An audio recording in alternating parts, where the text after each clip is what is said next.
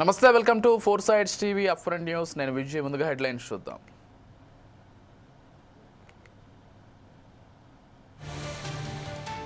నేడు సీఎం రేవంత్ రెడ్డి సమీక్ష, పలు అభివృద్ధి కార్యక్రమాలపై చర్చ.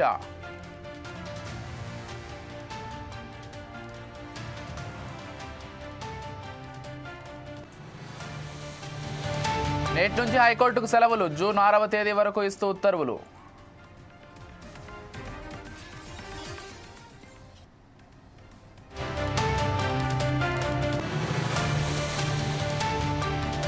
ఏపీలో గ్రూప్ 1 మెయిన్స్ పరీక్షలు నేటి నుంచి నెల 9 వరకు నిర్వహణ.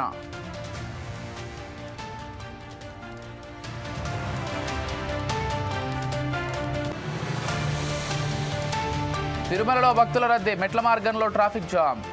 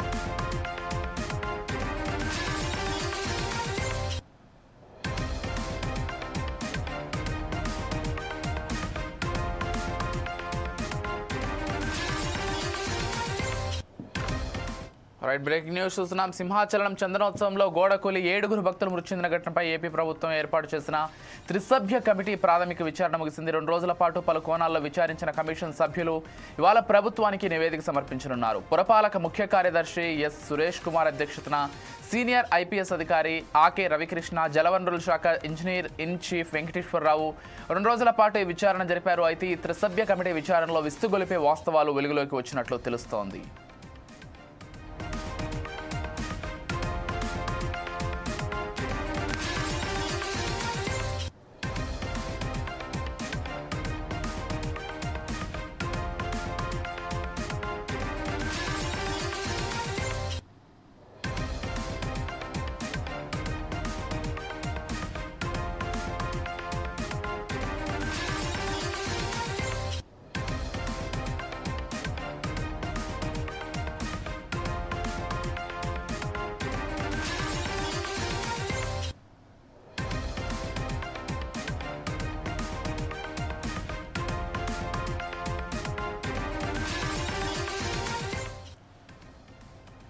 చందనోత్సవ వేళ 1,50,000 మంది భక్తులు వచ్చి ఆలయంలో అధికారుల నిర్లక్ష్యం స్పష్టంగా కనిపించిందని 3 కమిటీ వెల్లడించింది. ప్రమాదానికి కారణమైన గోడను ఒక్క నోటి మాటతో కట్టేశారని, గోడ నిర్మాణానికి ఎలాంటి డిజైన్ల అనుమతులు లేవని సభ్యులు తేల్చి చెప్పారు. తాత్కాలిక గోడ నిర్మాణం అసలు ఎందుకు చేపట్టారు, ఎవరు అనుమతించారు, ఎవరు పర్యవేక్షించారు అన్న విషయంపై ఎవరికీ క్లారిటీ లేనట్లు కమిషన్ గుర్తించింది. అలాగే ఆవగామ శాస్త్రపరమైన సలహాలు లేకుండానే గోడ నిర్మించారని, వైదికులు తమ దృష్టికి తీసుకొచ్చారని కమిటీ సభ్యులు తెలిపారు. ఇక ప్రసాద్ స్కీమ్ పనులు గత ఏడాది ఆగస్టులో పూర్తి కావాల్సి ఉండగా ఆలస్యానికి కారణం ఏంటని అడిగితే భిన్నమైన సమాధానాలు చెప్పారని పేర్కొన్నారు.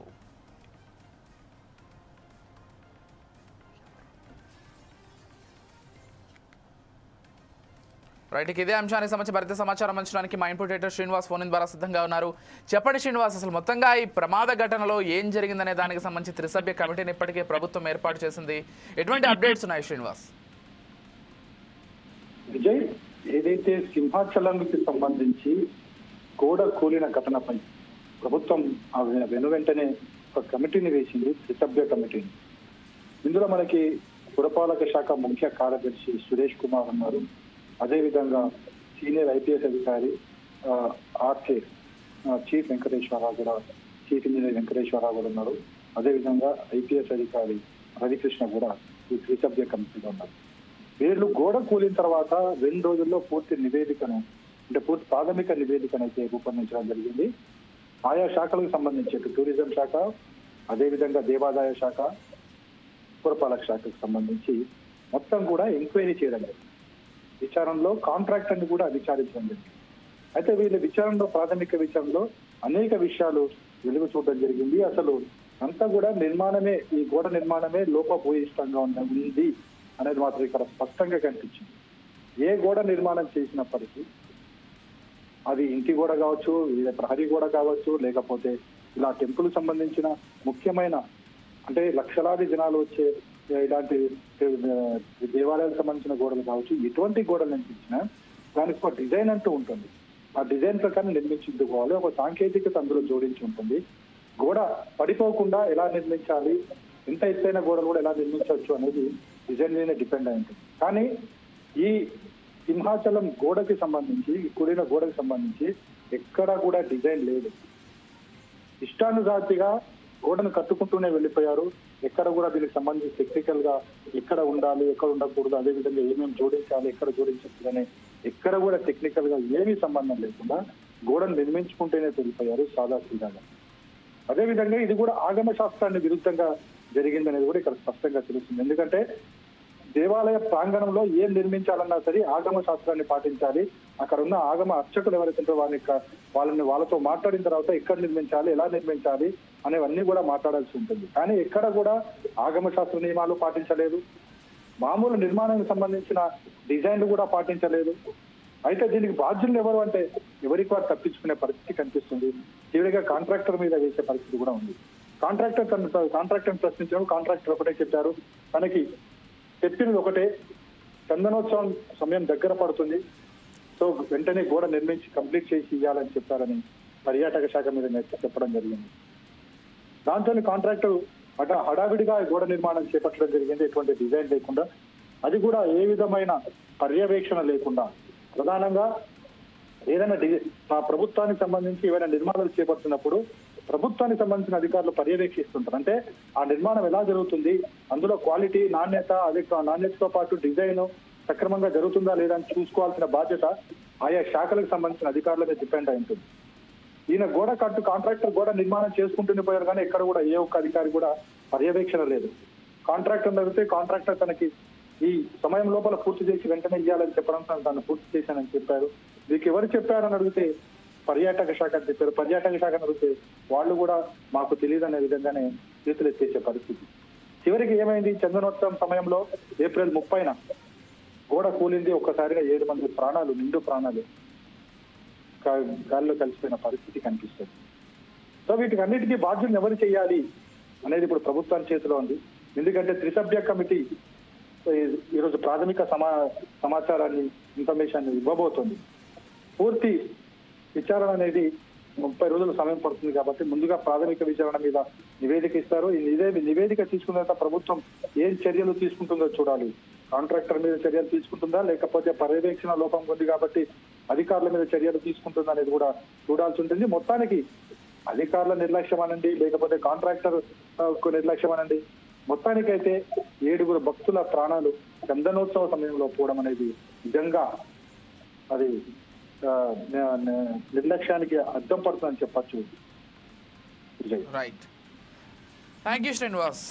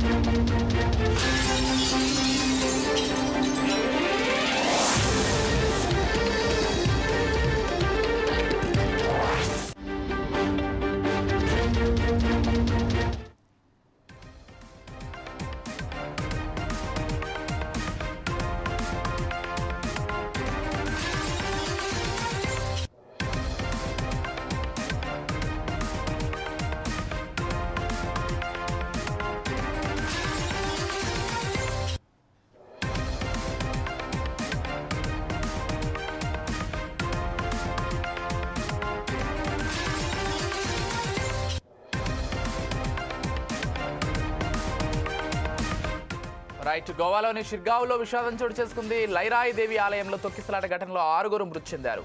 మృతుల్లో 2 మహిళలు కూడా ఉన్నారు. మరో 20 మందికి పైగా గాయాల పాలయ్యారు. హుటాహుటిన స్థానికుల సాయంతో పోలీసులు క్షతగాత్రులను స్థానిక ఆసుపత్రులకు తరలించి చికిత్స అందిస్తున్నారు.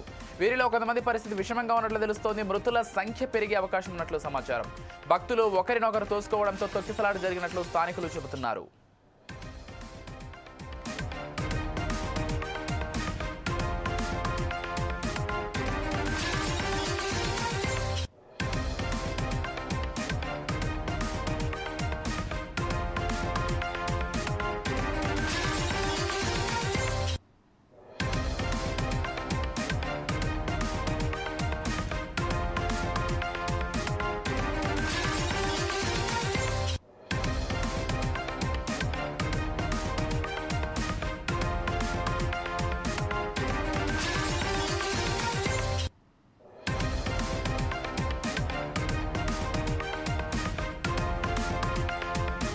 ఇక ప్రతి ఏటా విశాఖ శుద్ధ పంచమి రోజు లైరాయి దేవి ఆలయంలో అంగరంగ వైభవంగా వార్షిక జాతర జరుగుతుంది.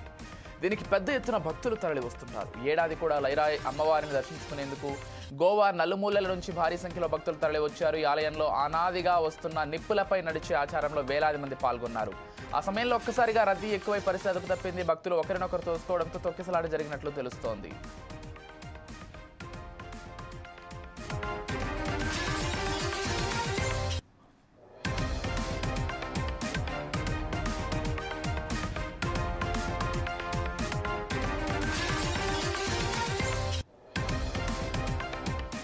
మరోవైపు గోవా షిర్గావ్లోని లైరాయి దేవి ఆలయంలో తొక్కిసలాట ఘటనపై భక్తులు తీవ్ర ఆగ్రహం వ్యక్తం చేస్తున్నారు.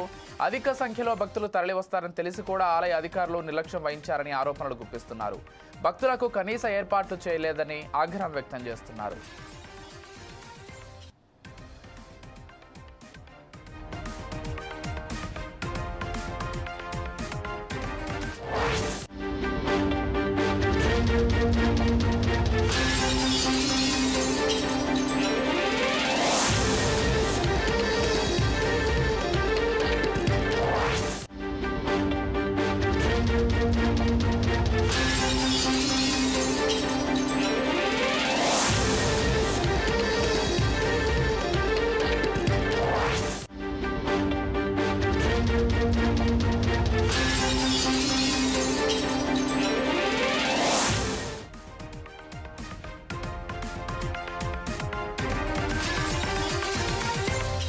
తిరుమలలో భక్తుల రద్దీ కొనసాగుతోంది. కంపార్ట్మెంట్లలో భక్తులు నిండిపోయారు. టోకెన్ లేని భక్తులకు సర్వదర్శనానికి 12 గంటల సమయం పడుతోంది. నిన్న శ్రీవారిని 74,344 మంది భక్తులు దర్శించుకున్నారు. 32,169 మంది భక్తులు తలనీలాలు కూడా సమర్పించుకున్నారు. స్వామివారి హుండీ ఆదాయం 2.5 కోట్ల రూపాయలు వచ్చింది. టైమ్ స్లాట్ టికెట్లు తీయిస్తామంటూ భక్తులను శ్రీవారి మెట్టుకు తరలిస్తున్నారు.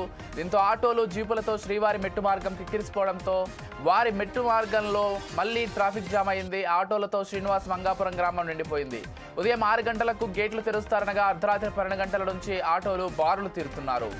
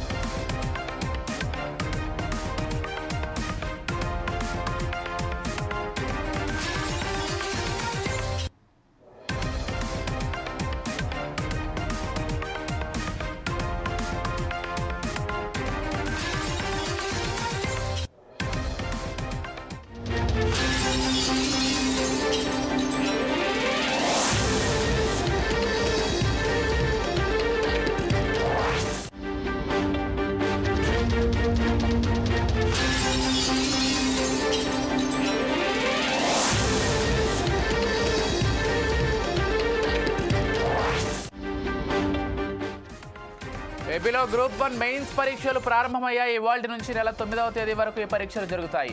మొత్తం 89 పోస్టులకు అభ్యర్థులు పోటీ పడుతున్నారు. ఉదయం 8:30 గంటల నుంచి 9:30 గంటల వరకు పరీక్షా కేంద్రంలోకి అనుమతి ఉంటుంది. అలాగే 15 నిమిషాలు అదనపు అవకాశంతో 9 గంటల 45 నిమిషాల వరకు పరీక్షా కేంద్రంలోకి అనుమతిస్తారు. హాల్ టికెట్, ఒక గుర్తింపు కార్డు, బ్లూ లేదా బ్లాక్ పాయింట్ పెన్ మాత్రమే లోపలికి అనుమతిస్తున్నారు. ఎటువంటి ఎలక్ట్రానిక్ పరికరాలు పరీక్షా కేంద్రంలోకి అనుమతించడం లేదు.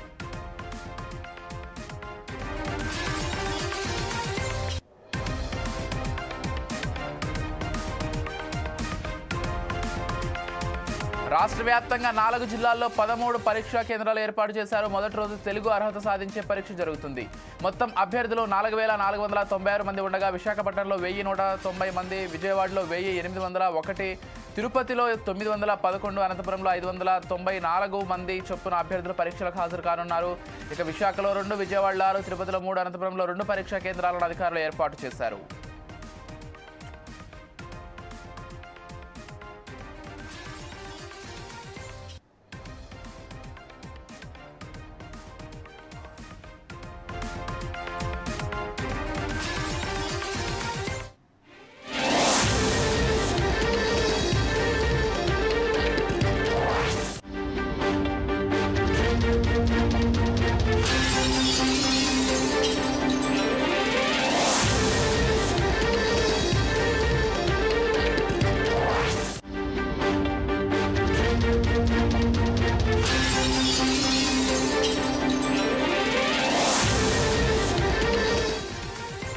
తెలంగాణ హైకోర్టుకు వేసవి సెలవులు వచ్చాయి. నెల 5 నుంచి జూన్ 6వ తేదీ వరకు సెలవులు ప్రకటిస్తూ రిజిస్ట్రార్ జనరల్ ఉత్తర్వులు జారీ చేశారు. అత్యవసర కేసుల విచారణ నిమిత్తం వేసవి సెలవుల ప్రత్యేక ధర్మాసనాలు అందుబాటులో ఉండనున్నాయి. మే 7, 14, 21, 28, జూన్ 4వ తేదీల్లో కోర్టులో కేసుల విచారణ జరగనుంది. అయితే విచారణ తేదీకి 2 రోజుల ముందు పిటిషన్ల ఫైలింగ్ ఉండనుంది. మే 7న justice Surepalli Nanda, justice J శ్రీనివాసరావులతో బెంచ్ జస్టిస్ పుల్లా కార్తిక్ సింగిల్గా విచారణ చేపడతారు.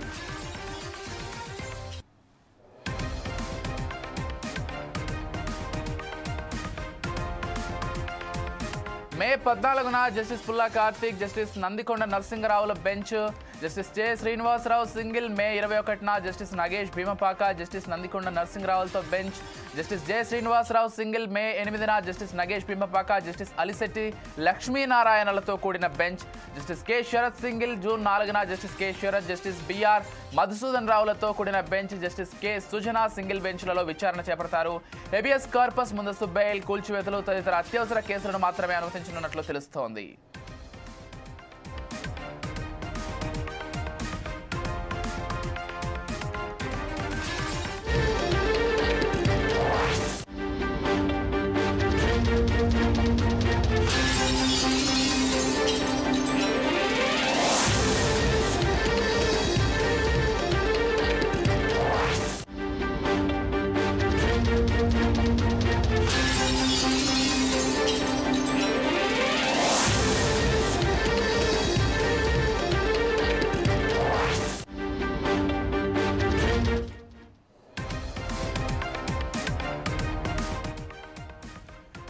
ఫోక్ డాన్సర్ జానులిరి సంచలన వీడియోను రిలీజ్ చేసిన తనపై జరుగుతున్న ట్రోలింగ్స్ ఆపాలంటూ వేడుకుంది. తన వ్యక్తిగత జీవితంపై కామెంట్స్ చేస్తున్నారని ఆవేదన వ్యక్తం చేసింది.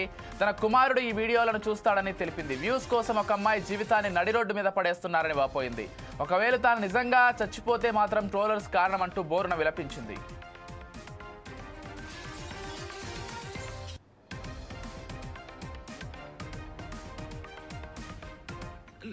నాకు ఓపిక నశించింది. నాకు ఈ బాధ తట్టుకోలేకపోతున్నా. ఎవరు చెప్పుకోవాలి కూడా అర్థం కావట్లేదు నాకు. నా లైఫ్ మీద మీకు ఇంత ఇంట్రెస్ట్ ఎందుకు? మీ లైఫ్ మీద పెట్టుకోండి కదా. ఆ టైంలో మీ లైఫ్ మీద పెట్టుకుంటే బాగుంటది. ఒక అమ్మాయి జీవితంతో ఆడుకున్నాడు ఎందుకు? నా కొడుకుని మంచి చదువుకొని మంచి పొజిషన్లో చూడాలనుకున్నా. అది చూడలేనేమో నేను, నాకు అర్థమవుతుంది. నేను బద్దల్లే పోతా. ఇది మాట్లాడితే మీరేదో ఆపేస్తారు. ఇది కాదు, ఓపిక నశించి నేను ఎప్పుడు దేనికి రియాక్ట్ కాలేదు. ఒక అన్నతో మాట్లాడే తప్పు, నా తమ్ముడని మాట్లాడితే తప్పు. ఎవరు పడితే వారికి లింకులు వేస్తారు. నాతో అయితే నేను చాలా మంది జానక్క చూసి నేర్చుకున్నాం. జానక్క ధైర్యంగా ఉండాలని చాలా మంది అన్నారు నాతోని. నా కోపిక నశించిందిరా. మీ అందరూ చెప్తున్నా నా కోపిక నశించింది. నాకు ఫుల్ బాధ అవుతుంది. ఇంత నరకంలో నిజంగా చాలా మంది అమ్మాయిలు సూసైడ్ చేసుకుని చచ్చిపోతే ఎందుకు చచ్చిపోయారు, వీళ్ళకి ఏం మాయరోగం వచ్చిందని నేను అన్నా. కానీ ఆ బాధలు ఉన్న వాళ్ళకే తెలుస్తుంది ఆ బాధ. అట్లెందుకు మైండ్కి వస్తుందని నాకు ఇప్పుడు అనిపిస్తుంది. అరే నిజమే కదా, బాధపడ్డోళ్ళకి బాధ తెలుస్తుంది. కానీ తప్పు ఈ న్యూస్ ఛానల్స్ కానీ ఇన్స్టాగ్రామ్ లో ఉన్నోళ్ళకి కానీ చాలా తప్పు. ఒక జీవితాన్ని, ఒక ప్రాణాన్ని మీరు ఆ ప్రాణం పోయినాక మీరు చేసేది ఏం లేదు. మీరు సంతోషపడతారు కానీ ఒకరిని చంపి ఒకరిని బాధపడి మీరు.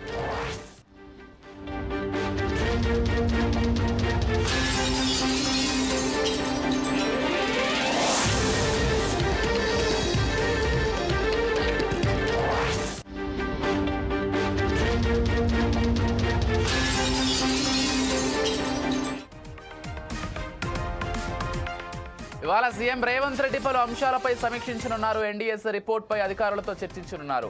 ఎయిర్పోర్ట్ల అభివృద్ధిపై పలు సూచనలు చేయనున్నారు. రాష్ట్రంలో 6 ప్రాంతాల్లో ఎయిర్పోర్టులను నిర్మించేందుకు ప్రభుత్వం కసరత్తు చేస్తోంది. ఈ నేపథ్యంలో ఎయిర్పోర్ట్ల భూసేకరణ అనుమతులపై చర్చించనున్నారు సీఎం. ఇదే సమీక్షలో ఇరిగేషన్ శాఖ ఎంపికైన అభ్యర్థులకు సీఎం నియామక పత్రాలను అందజేయనున్నారు.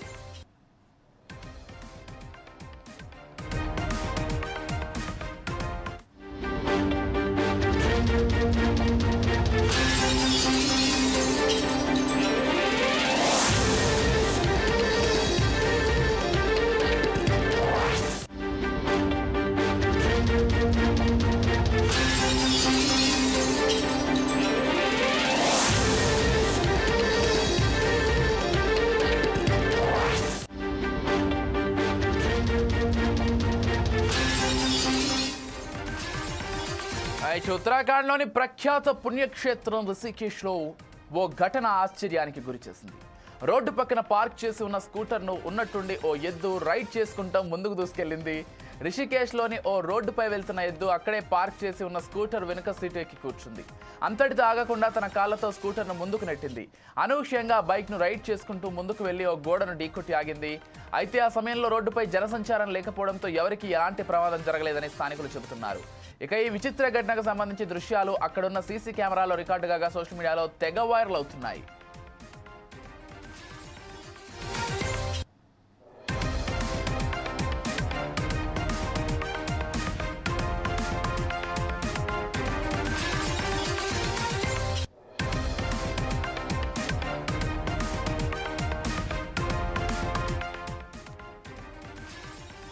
ఉత్తరాఖండ్లోని ప్రఖ్యాత పుణ్యక్షేత్రం రిషికేశ్లో ఘటన ఆశ్చర్యానికి గురి చేసింది. రోడ్డు పక్కన పార్క్ చేసి ఉన్న స్కూటర్ను ఉన్నట్టుండి ఓ ఎద్దు రైడ్ చేసుకుంటూ ముందుకు తీసుకెళ్లింది. రిషికేశ్లోని ఓ రోడ్డుపై వెళ్తున్న ఎద్దు అక్కడే పార్క్ చేసి ఉన్న స్కూటర్ వెనుక సీటు ఎక్కి కూర్చుంది. అంతటితో ఆగకుండా తన కాళ్లతో స్కూటర్ను ముందుకు నెట్టింది. అనూహ్యంగా బైక్ను రైడ్ చేసుకుంటూ ముందుకు వెళ్లి ఓ గోడను ఢీకొట్టి ఆగింది. అయితే సమయంలో రోడ్డుపై జనసంచారం లేకపోవడంతో ఎవరికి ఎలాంటి ప్రమాదం జరగలేదని స్థానికులు చెబుతున్నారు. ఇక ఈ విచిత్ర ఘటనకు సంబంధించి దృశ్యాలు అక్కడున్న సీసీ కెమెరాలో రికార్డు కాగా సోషల్ మీడియాలో తెగ వైరల్ అవుతున్నాయి.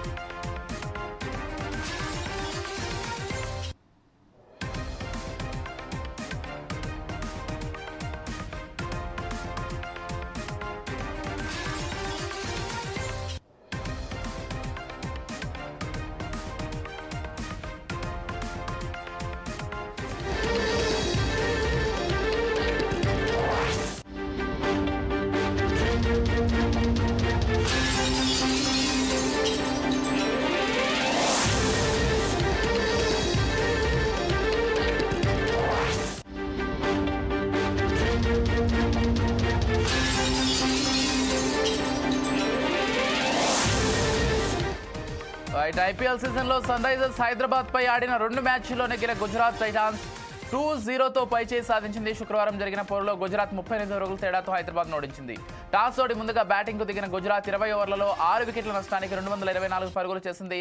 సన్ రైజ్ హైదరాబాద్ 7వ ఓటమి పాలైంది. గుజరాత్ టైటాన్స్ 7వ విజయం సాధించింది.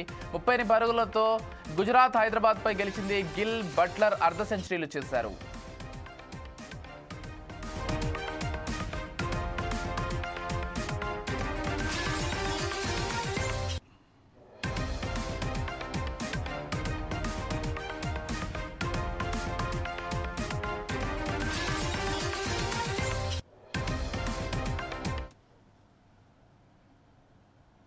Bulletin updates, keep watching 4Sides.